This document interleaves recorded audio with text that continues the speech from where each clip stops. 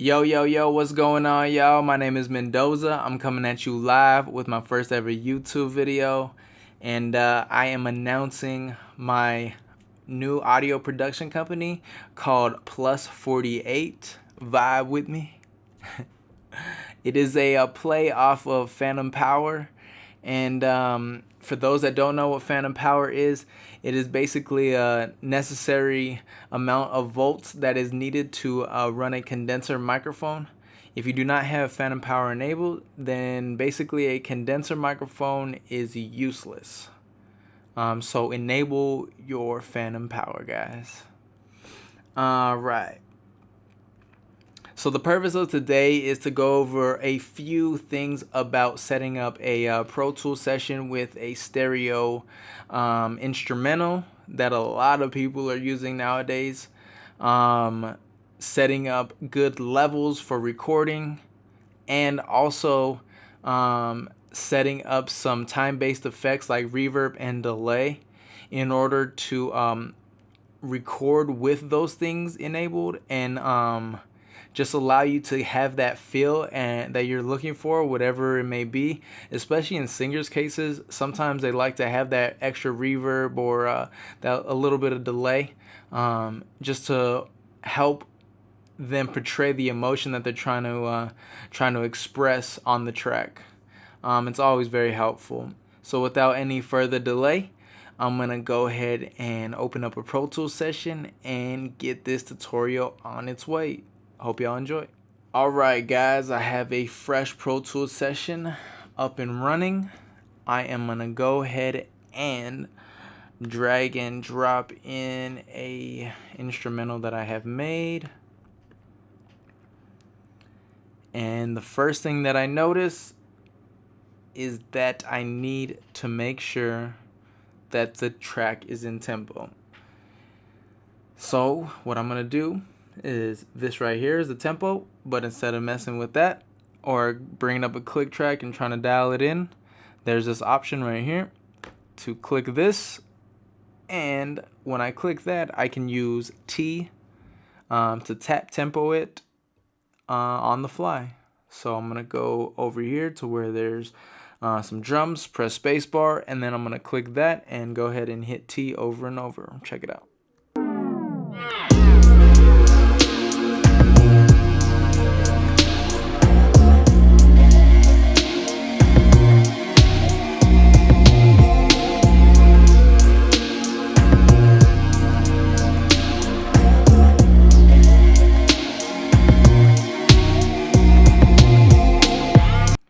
Alright, so you notice how I was jumping in between like 92 and 94, but if I go over here, I'll notice that it is not lined up on the actual grid. So what I'll do is I'll go in here and I'll move this with the up and down arrow, and it looks like 93 is our BPM. We go to the beginning of the track and we see that this is true. Now the good thing about having our tempo already in line is that it makes it easier to edit anything that we need to, whether it be the instrumental, if we need to loop the instrumental, if we need to drag and drop and fly any hooks or choruses. And it just makes it really easy to do that, and it also makes it easy for you to time up your time-based effects like delays and stuff like that whenever you get to the mixing process. And even right now when we're getting ready to add some time-based effects to our actual recording.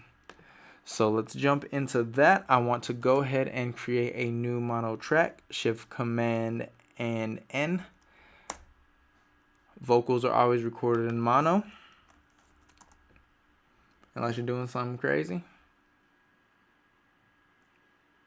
Alright, so I use the Sapphire Pro 26, and that is being fed by a Eureka by PreSonus. It's like a super old channel strip with compressor, EQ, saturation, all the bells and whistles, and then that goes into the Sapphire Pro, and then the Sapphire Pro is fed by this right here. And you see right now that I'm getting all that level from there, and it's all synced up to my sample rate, all the above. That's probably from the music. So the cool thing about that is that it allows you to have a separate mix control without affecting the actual level that's coming into Pro Tools. But the only thing that stinks is that if I press input mode right here, which allows you to hear inside Pro Tools, you're going to hear this weird phasey effect. Check it out. Hey guys, how's it going? And yeah, it's not very pleasing to record with that on. So what I like to do is I actually go into mute right there, and I leave the Sapphire unmuted, because this right here is allowing the lowest latency possible, because it's spitting straight from the Sapphire into that. Now the reason that it is has that like latency issue and that phasey issue is because Pro Tools is a little bit slower to read it. So I just like to use the Sapphire mix control. The only thing that stinks is that you will definitely have to disable the recording afterwards and unmute in order for you to play back all the audio that you recorded. Sometimes what I like to do is duplicate the track. You could either go into here, duplicate, and then I'll take off the active playlist, which would have the actual recording, and I'll just leave that like that. And whenever I'm ready, I can just grab a section, say that this is the vocal. I could grab that vocal and control and click and drag, and that would be right there, and it would play it just fine. And then I would be able to go back and record any punch-ins or anything like that. All right. Now, speaking of punch-ins, I like to use the punch function. Normal, loop, destructive, quick punch. I personally like the quick punch because I'm able just to record on the fly. I have a PreSonus fader as well, fader port, and it allows me to punch in via the button, and if I can also just punch in on the fly by clicking that, which is very helpful for me. Maybe not for you, but it just depends. Now I just gotta make sure that I'm all set up. Looks like I'm good. Let's talk about levels real quick. So right now I am living between 10 and 6, negative 10 and negative 6 dB inside my fader, which is prime for me. The max, absolute max that I want to touch is negative 3, and that's pretty hot right there. That's getting pretty loud. So when recording, I want to make sure that I am hitting in between negative 10 and negative 6 consistently, and negative 3 at the absolute max. Like sometimes it's going to go below, of course, but it's okay. As long as it's in this general vicinity, you should have a great recording. Because that's the number one key to getting a great mix, guys. We got to make sure that we have a awesome, amazing recording, and it'll just make the mix that much better. So now, say if I'm a singer and I want to go ahead and record with some effects, I'm going to create 2 effects. Delay 1 and Verb. Now by default I have these set up to my mix bus, but I don't have a mix bus right now, so I'm just built-in output. Now I select this input, and I am going to go to delay 1. For the verb, I'm going to use my long verb, and now I am going to insert H delay and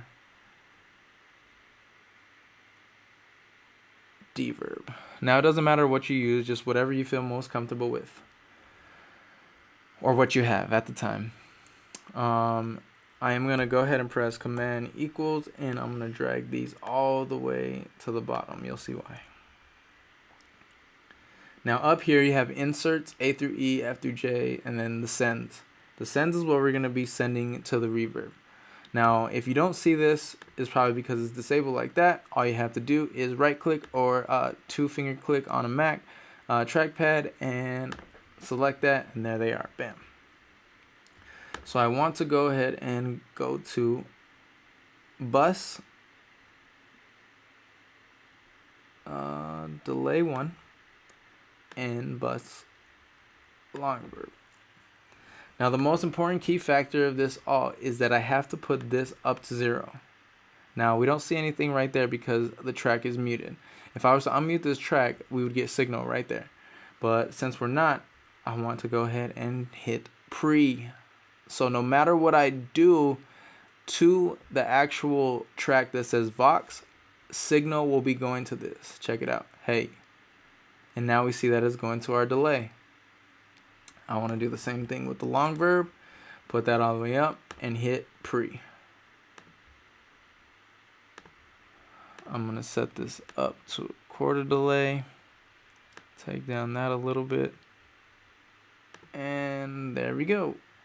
So now in order to hear it, I can go ahead and go to my mix window and simply raise the fader.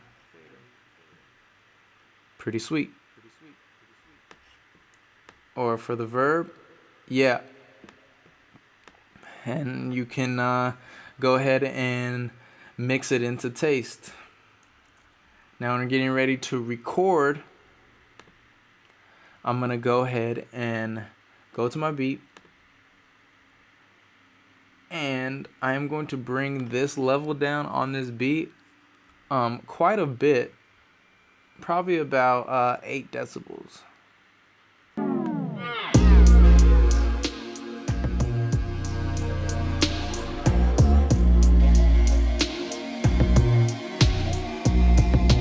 Cool. And if you want to do it in small increments, you could actually hit Command and then drag it down, and it'll do one at a time. So I'm gonna go ahead and go to 8 decibels and make sure that it sounds good for my recording as well. So say if I were to come in right here, I want to make sure that I am able to hear myself and I can give the best performance possible. It's been a minute since I've been up on a beat. I've been behind the scenes, it's time to get up from my seat, to spit the flame that's been burning up inside of me. Alright, so you get the picture. I'm not no artist or anything like that, and I'm not trying to be. I'm just trying to give prime examples. So I'm going to go ahead, unmute that, and say, go ahead and hit that. Watch our level as we record and make sure that we're not going past -3 at all. Check it out.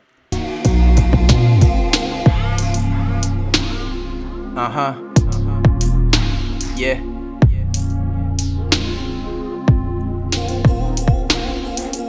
It's been a minute since I've been up on a beat. I've been behind the scenes, it's time to get up from my seat, to spit the flame that's been burning up inside of me. I can't contain it anymore. This stress needs relief. Now we have our track, guys. Oh, my bad. Let me mute those real quick. Now, the issue I was talking about earlier is that I have to disable and unarm the record and then mute it, unmute it. I know it's just a long process. So I'm going to go ahead and duplicate this track. Make sure that active playlist is disabled. Go like that. Still have my sends and everything like that, and I'm gonna unmute that and make sure that all I gotta do is option click, and I still have the recording and I still have that. It's been a minute since I've been up on a beat. I've been behind the scenes, it's time to get up from my seat, to spit the flame that's been burning up inside of me. I can't contain it anymore. This stress needs relief. And there you have it, guys. Got those time-based effects ready to roll.